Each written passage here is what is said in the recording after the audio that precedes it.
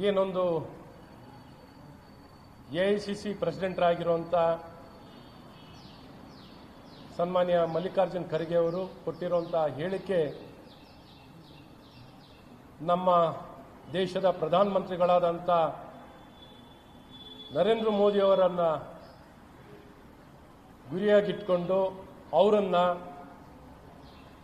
ಸಮಾನತೆಯಲ್ಲಿ ನಂಬಿಕೆ ಇಲ್ಲದಂಥ ಭಯೋತ್ಪಾದಕ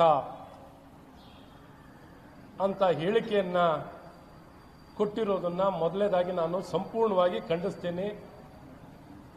ಇವರಿಗೆ ಇಷ್ಟು ಹಿರಿತನ ಇರುವಂಥ ವ್ಯಕ್ತಿ, ಅನುಭವ ಇರುವಂಥ ವ್ಯಕ್ತಿ, ಜವಾಬ್ದಾರಿಯುತವಾದಂಥ ಸ್ಥಾನದಲ್ಲಿರುವಂಥ ವ್ಯಕ್ತಿ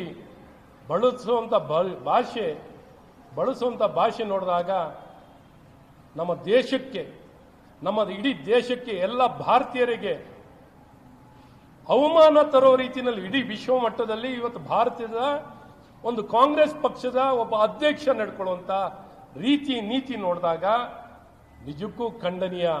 ಇಷ್ಟು ಕೀಳುಮಟ್ಟದ ಹೇಳಿಕೆಯನ್ನು ಕೊಡುವಂಥದ್ದನ್ನ ನಾವು ಕೇಳಿಸ್ಕೊಂಡಾಗ ಯಾವ ಮಟ್ಟಕ್ಕೆ ಹೋಗಿದ್ದಾರೆ ಈ ಕಾಂಗ್ರೆಸ್ಸಿನ ಪಕ್ಷ, ಕಾಂಗ್ರೆಸ್ ರಾಷ್ಟ್ರೀಯ ಅಧ್ಯಕ್ಷರು. ಇದೇನು ಮೊದಲೇ ಬಾರಿ ಅಲ್ಲ. ಮೊದಲು ಅಹಂಕಾರಿ ಅಂತ ಹೇಳಿದ್ರು, ಒಂದು ವಿಷದ ಸರ್ಪ ಅಂತ ಹೇಳಿದ್ರು, ವಿಷ ಅಂತ ಹೇಳಿದ್ರು, ಈಗ ಭಯೋತ್ಪಾದಕ ಅಂತ ಹೇಳುವಂತ.